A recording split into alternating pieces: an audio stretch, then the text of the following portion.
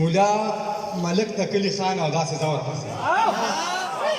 مولا ملک د کلی خان او داسې زور پسې واړه شریان او فسادیان او داسې زور پسې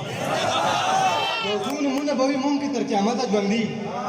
یو څو نومونه به وي مونږ کې تر قیامته ژوندي نر بجلیګر ګران باچا خان او داسې زور پسې یو څو نومونه به وي مونږ کې تر قیامته ژوندي نر بجلیګر ګران باچا خان او داسې زور پسې تا سره څه څه دي زرګره ښایست یو یو غواړي آفتاب صاحب تا سره څه څه دي زرګره ښایست یو یو غواړي ګجرې والې پنځې پیزوان او داسې زور پسې تا سره څه څه دي زرګره ښایست یو یو غواړي ګجرې والې پنځې پیزوان او داسې زور پسې تکیه کلام مې شو دستانه پس یو څو لفظونه تکیه کلام مې شو دستانه پس یو څو لفظونه افسوس افسوس ارمان ارمان او داسې زور پسې چې را په یاد شي سانیولی شمه زینره چې را په یاد شي سانیولی شمه په زړه لاس کېدم او غلی شمه چې د دولت په خاک ناولی شمه نو په ټول کلي کې ښاغلی شمه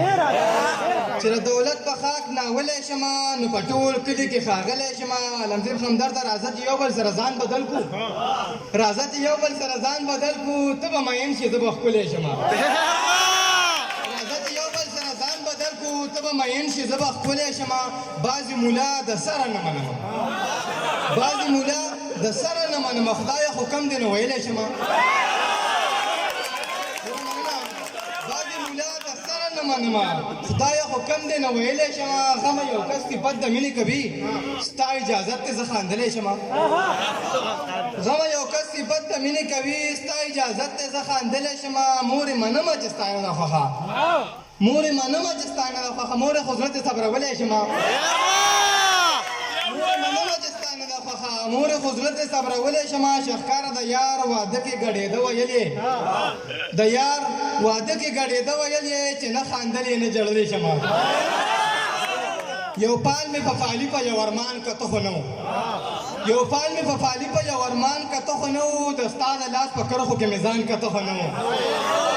یو پال مې په پالي په یو ارمان کته خو نه و د ستا د لاس په کرښو کې میزان کته خو نه و د چم په حسنزادو کې مې ګران کته خو نه و په دغه ښاپېرو کې مې انسان کته خو نه و په ځمکه باندې تنګ له ستا د جنګ هم راغلی په ځمکه باندې تنګ له ستا د جنګ هم راغلی مریخ کې مې دې ژوند نه څه امکان کته خو نه و اخر ستړی ستومان د باچا خان مزار لرالم اخر ستړی ستومان د باچا خان مزار لرالم دې کان له مثاني فخر افغان کته خو نه و اخر ستړی ستومان د باچا خان مزار لرالم دې کام له مثاني فخر افغان کته خو نه و د بعضې مسلکونو ملایان مې کړل راجمع د بعضې مسلکونو ملایان مې کړل راجمع په دوی کې مې بې عیبه مسلمان کته خو نه و د بعضې مسلکونو ملایان مې کړل راجمع په دوی کې مې بې عیبه مسلمان کته خو نه و دا ځکه مې لمدې زلفې د شاله را بهر کړئ عبید ملنګه دا ځکه مې لمدې زلفې د شاله را بهر کړئ چې مور یې خپله مین کې مې ایمان کته خو نه و